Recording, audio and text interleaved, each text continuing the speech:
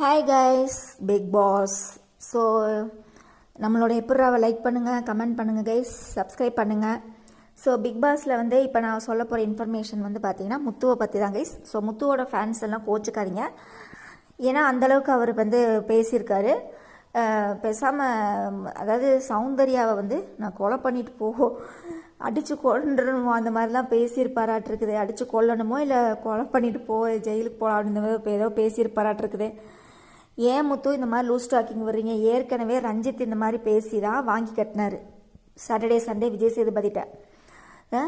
ஒரு விளையாட்டுக்கு பேசுகிறத கூட ஏன் இப்படி பேசுகிறீங்க, வன்முறையாக பேசுகிறீங்கன்னு தான் தெரியல.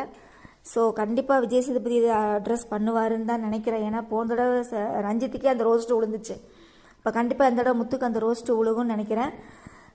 தயவு செய்து பேசும்போது கவனமாக பேசுங்க முத்து. சௌந்தர்யாவை நீங்கள் இந்த மாதிரி பேசுனது தப்பு.